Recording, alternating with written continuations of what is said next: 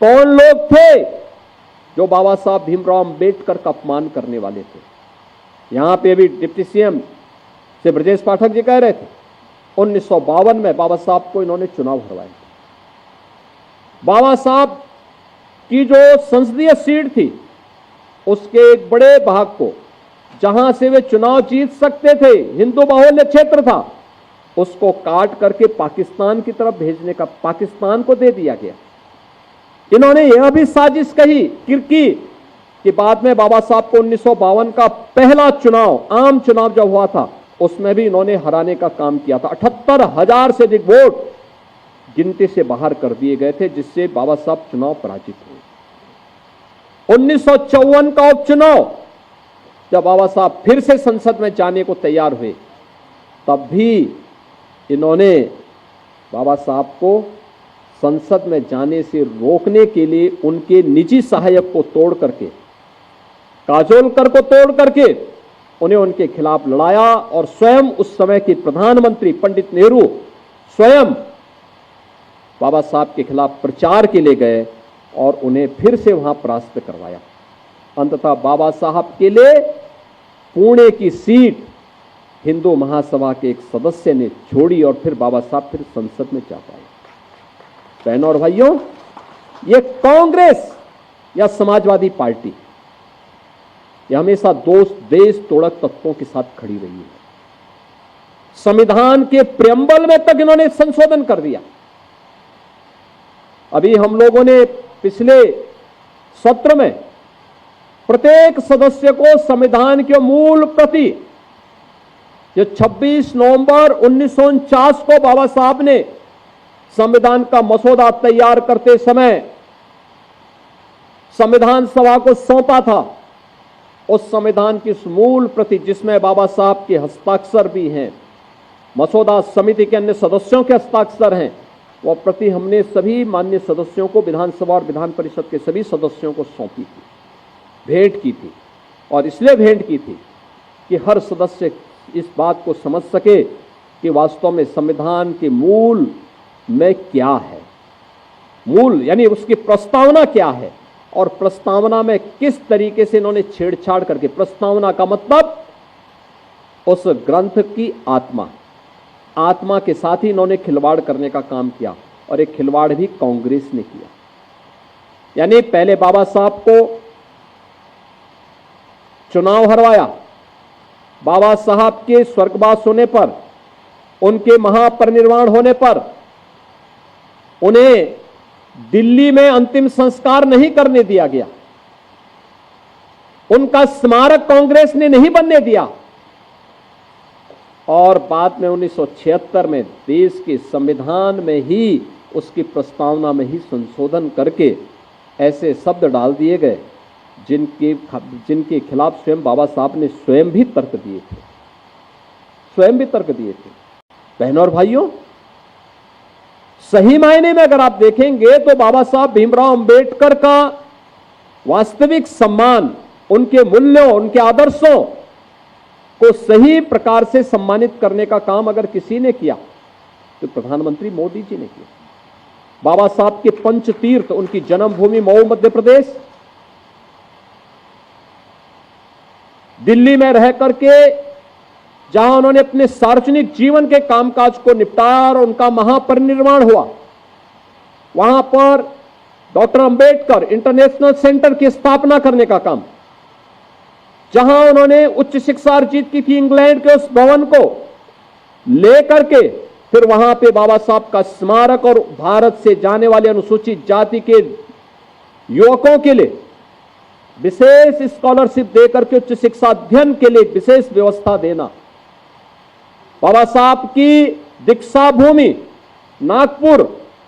या फिर चैत्य भूमि मुंबई, इन 5 स्थानों को पंच तीर्थ के रूप में विकसित करने का काम अगर किसी ने किया है तो भारतीय जनता पार्टी ने किया है। बाबा साहब भीमराव के सपने को साकार करने का काम किसी ने किया तो प्रधानमंत्री मोदी जी ने किया। उत्तर प्रदेश में प्रधानमंत्री मोदी जी की प्रेरणा से हम लोग लखनऊ में भी बाबा साहब भीमराव अंबेडकर का एक इंटरनेशनल सेंटर और सांस्कृतिक केंद्र की स्थापना, उनका स्मारक और उनका एक सांस्कृतिक केंद्र भी स्थापित कर रहे हैं, जहां पर बाबा साहब भीमराव अंबेडकर के दर्शन पर शोध हो सके, लोग कार्य कर सके। कौन ऐसा महामानव था जिसने अपमान सह करके भी भारत और भारतीयता के लिए पूरा जीवन लगाया? वो कौन महामानव था जिसने देश की बदहाली के खिलाफ आवाज उठाई थी, गरीबों और वंचितों को उनका अधिकार देने का काम किया था? कौन वह महामानव था जिसने तंगहाली में, गरीबी में जीवन यापन करते हुए भी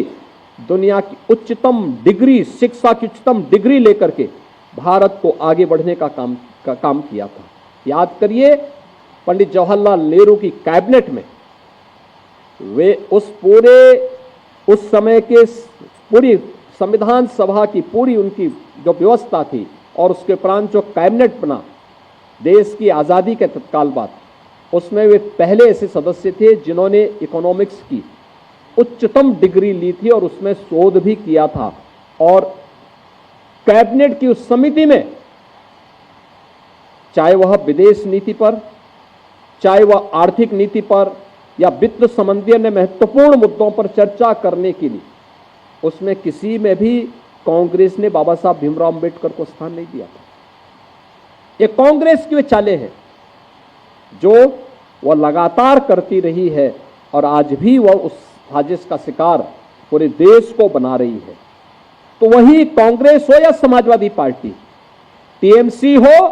या वामपंथी दल, ये लगातार बाबा साहब भीमराव अंबेडकर के खिलाफ, सामाजिक न्याय के पुरोधाओं के खिलाफ षड्यंत्र रचते रहे। और इन सभी को